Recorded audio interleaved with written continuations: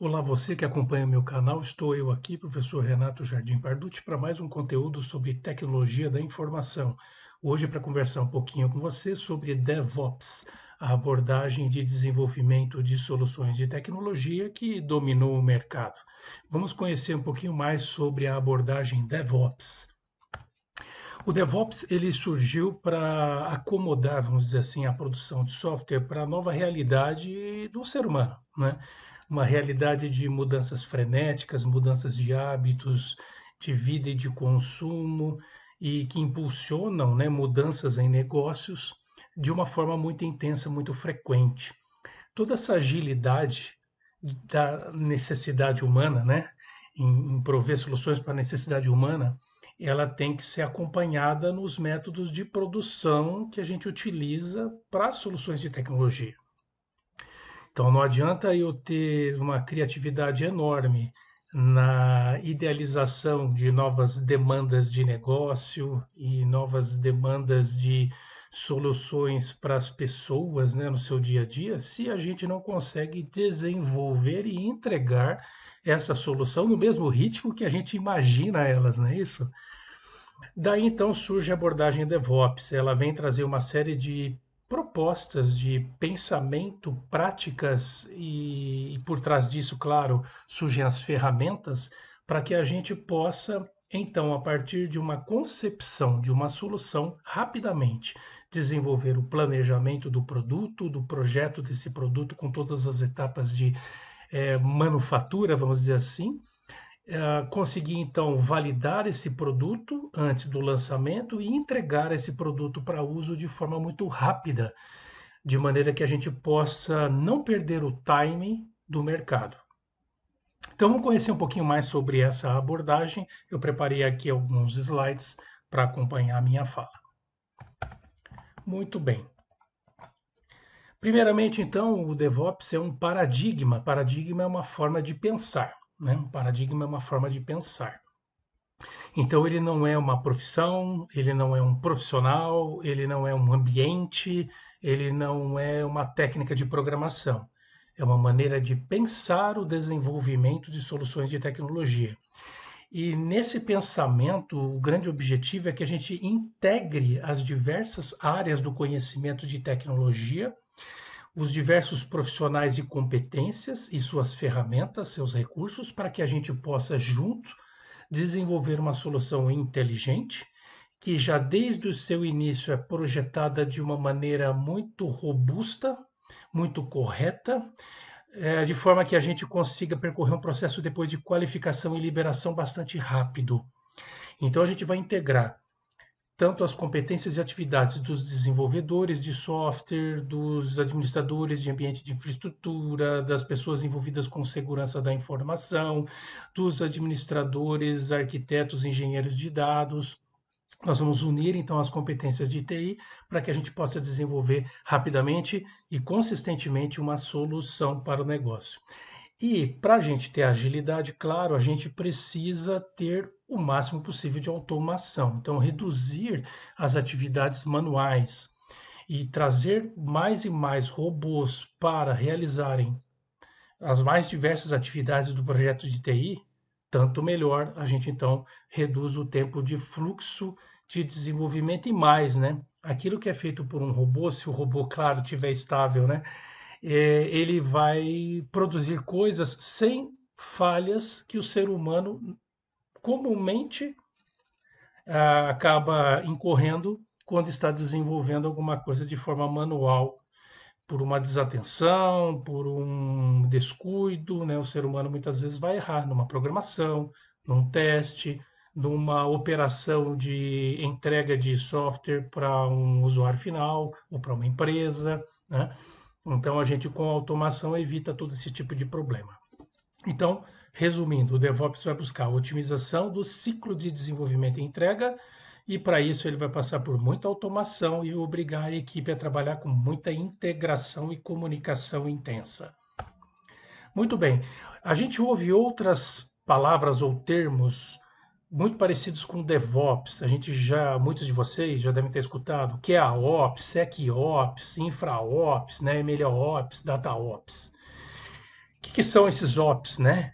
A palavra dev, né, a sigla dev vem de desenvolvimento, ops de operações. Então, o DevOps ele trabalha tanto os aspectos de desenvolver a solução quanto operar essa solução uma vez pronta em um ambiente estável que permita a devida monitoração, que possibilite atualizações, manutenções de forma ágil, precisa, segura.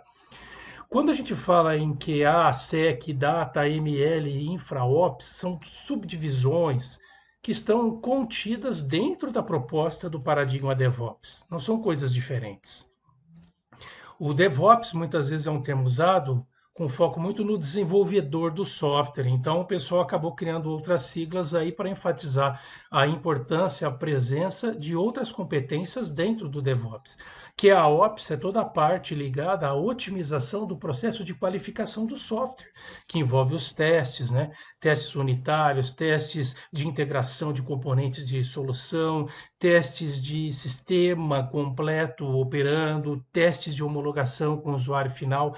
Então, quando a gente fala de planejar, executar de forma inteligente, ágil e automatizada a parte de testes e avaliações, nós estamos falando de QAOps, SecOps, falar da parte de segurança de informação. E hoje nós trabalhamos com o conceito de inserir a discussão da segurança desde o princípio do projeto para garantir lei geral de proteção de dados, garantir que a ética tanto social quanto a corporativa estejam presentes, né, na nossa solução, estejam garantidas na nossa solução. E aí entram também uma série de ferramentas de automação na área de segurança. A monitoração proativa, ajuste inteligente de parâmetros de segurança em ambientes de tecnologia, mediante sinais de intrusão, sinais de uso indevido da informação. Então, isso tudo entra em SecOps. DataOps trata de toda a gestão da, do desenho, da construção, da disponibilização segura de dados para a empresa, garantindo princípios de governança de dados.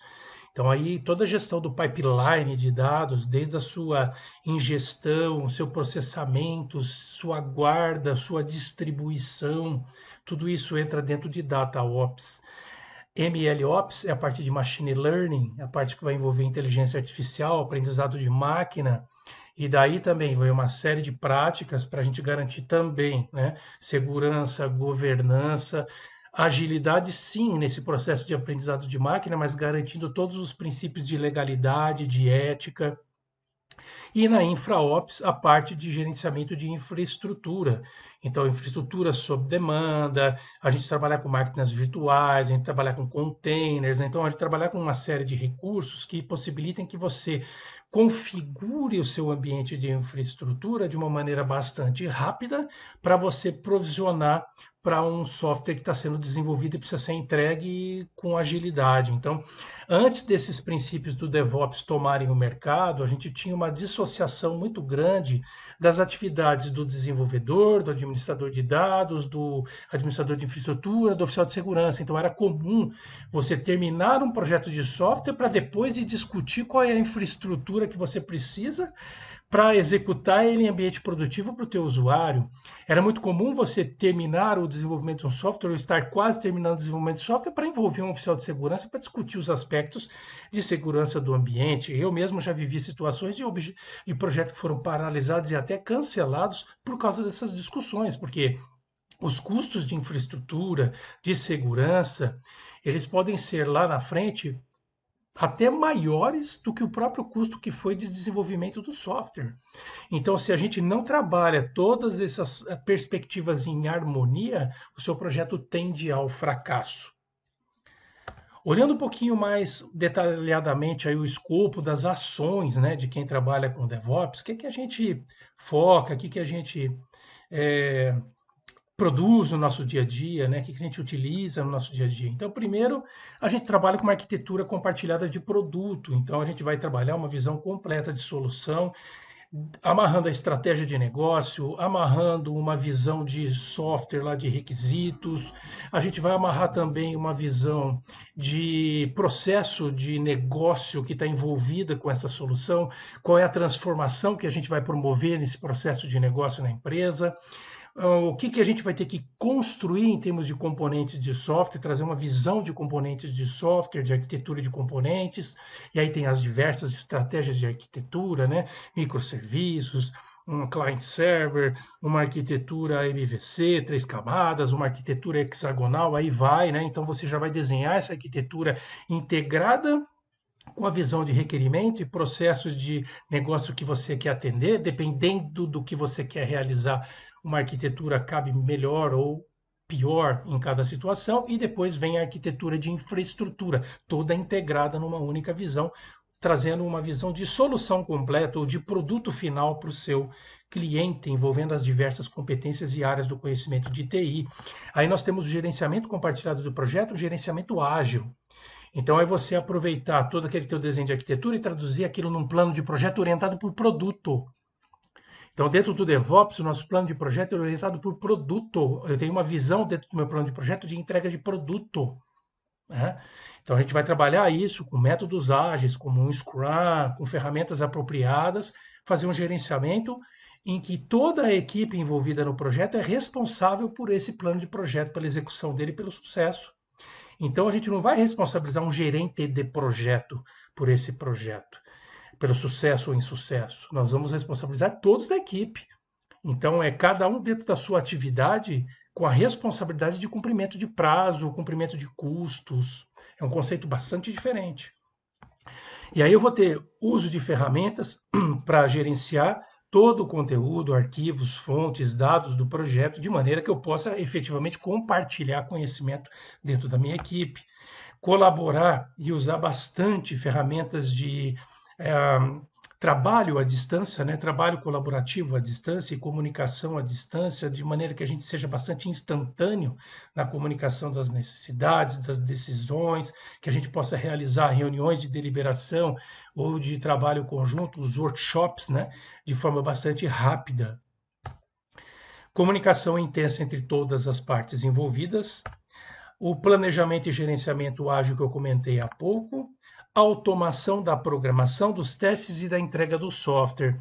Então, voltando ao ponto da automação, a gente hoje tem, inclusive, a inteligência artificial nos ajudando em todas essas etapas. A programação, por exemplo, quantas e quantas pessoas, quantos e quantos programadores já estão usando a IA em colaboração para agilizar o desenvolvimento do código. Não é necessariamente entregar para a IA fazer o código completo para você, até porque depois muitas coisas não vão rodar, que a IA propôs dentro do teu ambiente, dentro do teu container que você elaborou ali, o que a IA configurou e colocou ali, de repente não vai rodar adequadamente, né? Mas ela vai te trazer uma sugestão de código que vai te agilizar muito o pensamento na hora da programação. Na parte de testes também. Hoje a IA pode ser usada para te ajudar a conceber testes manuais, elaborar massas de dados de testes. Ela pode te ajudar, inclusive, a fazer testes de usabilidade, testes de amigabilidade das telas de software. Ela consegue avaliar esse tipo de coisa, né? Então ela já te ajuda em avaliações de sistemas, em realização de alguns testes pré-exposição do teu sistema ao usuário final na hora da homologação. Ela pode te ajudar bastante, mas não é só a IA. Nós temos uma série de ferramentas específicas de teste. Testes funcionais, testes não funcionais, né, que envolvem desempenho, interface, portabilidade e muitas outras coisas mais. A automação do desenvolvimento, teste e entrega.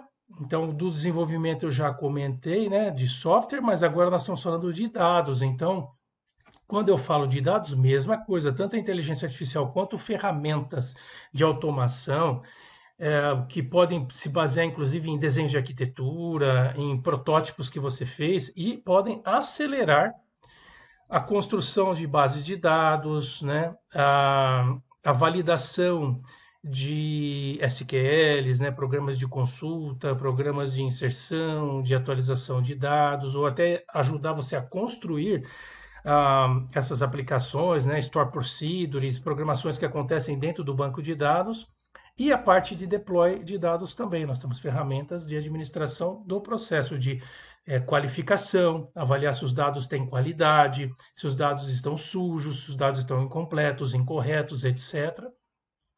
E depois todo o processo de ah, trabalho em cima dos dados mesmo. Então, muitas vezes eu tenho processos que a gente chama de extração, transformação e carga de dados, os famosos ETLs, e eu posso usar ferramentas para automatizar esse processo de coleta de dados, de tratamento de dados na entrada, transformação desse dado, redistribuição desse dado, arquivamento do dado, utilizando ferramentas de automação, reduzindo muito problemas de programação.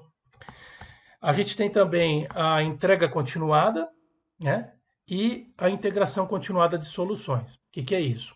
Quando eu estou desenvolvendo uma solução de software, muitas vezes eu fragmento o desenvolvimento dessa solução, eu tenho equipes separadas em times desenvolvendo partes de um produto maior que tem que ser integrado. Então, e as pessoas em si, os desenvolvedores, estão trabalhando cada um seu próprio componente de software ou de dados que estão ali desenvolvendo.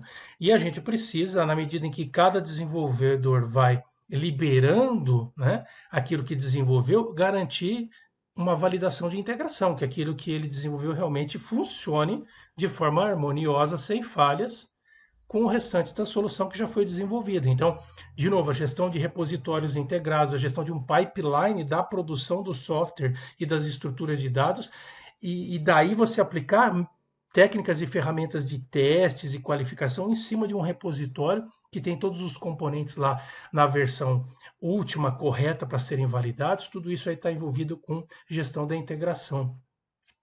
E aí nós temos o Continuous Deploy. O que é isso? Na medida em que a solução vai ficando pronta, hoje em dia, a indústria de software já libera o software. Então eu não fico esperando 6 meses, um ano, para liberar uma nova versão do software. Eu até posso fazer isso. Quando eu quero, vamos dizer assim, reformular todo o meu sistema de informação, meu software, aí eu posso fazer um grande lançamento num período mais longo de um kit, né, de solução mais robusta, soluções mais robustas embarcada num sistema novo de software. Mas, quando eu estou no dia a dia, fazendo uma pequena manutenção para um ajuste de segurança, ou eu quero lançar uma novidade, um dashboard novo lá para o meu cliente, né? Dar um recurso, ajustar um recurso fiscal porque teve uma mudança legal, eu não posso ficar esperando 3, 4, 6 meses, um ano para fazer um lançamento. Então aí, na medida que as coisas vão sendo produzidas, eu posso criar um pipeline, né, um funil de liberação de projeto que, uma vez liberado o código, eu faço os testes automatizados, uma vez confirmada a validação na automação de teste, eu já faço automaticamente uma entrega desse pacote de software atualizando os ambientes do usuário, seja num servidor em nuvem, seja numa outra máquina em rede corporativa. A gente faz isso usando ferramentas de deploy, ferramentas de entrega. Então, isso a gente usa bastante para agilizar o processo de entrega. Orquestração de container. O container é uma configuração de um ambiente, né, integrado com o teu software e seus dados da sua solução. Ele é específico para os seus dados, para as suas soluções. Então, ali eu tenho uma configuração de sistema operacional adequada, eu tenho uma configuração de parâmetros de banco de dados adequado, né? Eu faço um tuning de uma máquina física ou virtual, criando uma área, vamos dizer assim, virtualizada, onde eu posso entregar meu software com segurança, porque ali tem toda a configuração de ambiente que ele precisa, tá bom?